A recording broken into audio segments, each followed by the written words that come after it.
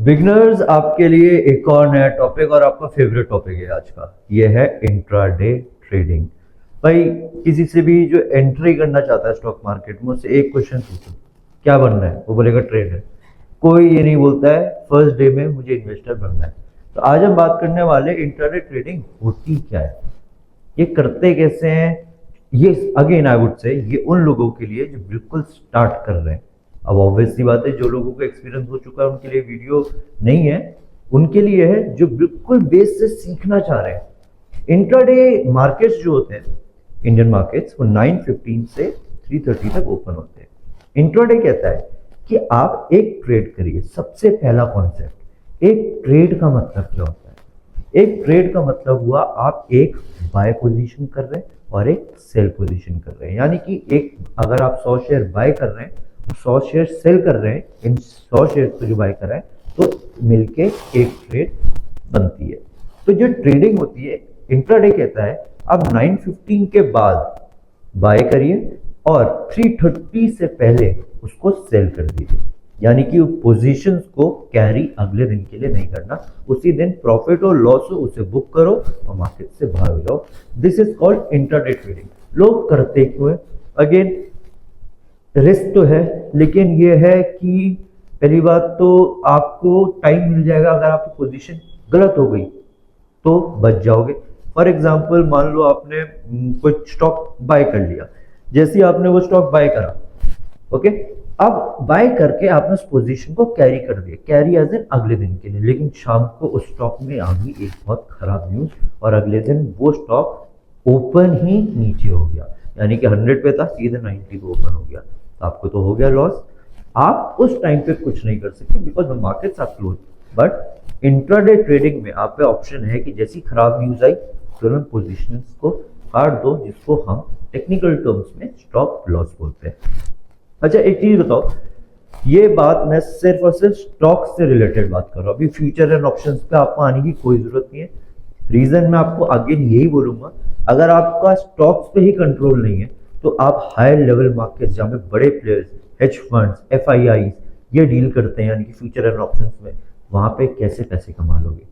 First try to make a strong hold on stock specially, उसके बाद आगे की तरफ बढ़ेंगे। अच्छा मान लीजिए मैं एक एनालिस्ट हूँ, मैंने बात करी, मैंने समझा, मैंने पूरी रात मेहनत करी, मेरे को एक चीज पता लगी, कोई चीज 100 रुपए की थी और वो चीज 100 रुपए से 95 जाने वाली है।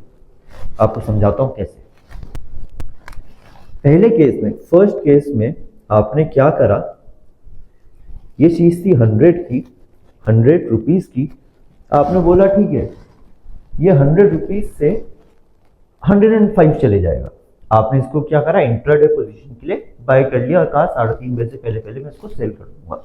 आपने यहाँ पे 100 क्वांटिटी बाय कर ली, जैसी बाय करी और ये 105 गया, आपने इसको सेल कर दिया। सिंस सेल और बाय हो गया तो ये एक ट्रेड हो गई। ये सिंपल सी केस सिनेरियो। अब एक क्वेश्चन मेरा ये है, अगर मान लीजिए आपने इतनी मेहनत करी, एनालिसिस करा और आपको पता लगा ये 100 से 100 से ये शेयर, तो अब मेरा एक क्वेश्चन आया आप पे कि मान लीजिए अब हम सिर्फ स्टॉक्स की बात कर रहे हैं, अब आपको 9:15 के बाद बाय करना है और 3:30 से पहले सेल भी कर देना है, तभी इंट्राडे पोजीशन हुई। अब आपने रिसर्च करी और आपने बोला कि ये जो स्टॉक था ये 100 रुपीज का था, लेकिन जो आपकी एनालिसिस थी उसके अकॉर्डिंग ये स्टॉक आज ऊपर नहीं नीचे गिरने वाला है। यानी कि आपने बोला कि ये दिन तक 3:30 से पहले तक अराउंड 95 तक आ जाएगा। अब क्या एक ऑप्शन आप पे ये है कि आप 95 तक का वेट करें, फिर उसके बाद बाय करें या जो भी पोजीशंस बने, लेकिन क्वेश्चन ये है कि 100 से लेके 95 तक आ जाएगा, इसमें आपने रिसर्च तो करी, मेहनत तो करी, तो आपका इसका फ्रूट भी तो मिलना चाहिए। तो मार्केट्स ना, स्टॉक्स में, सिर्फ स्टॉक्स, इक्विटी मार्केट आपको एक ऑप्शन देते हैं, वो बोलते हैं कि हम 3:30 के बाद चेक करेंगे कि बाय सेल हुआ है। एक ट्रेड आपको मैंने यहाँ पे क्या बताया, बाय और सेल जब कंप्लीट हो जाता है एक ट्रांजैक्शन, उसको बोलते हैं एक ट्रेड।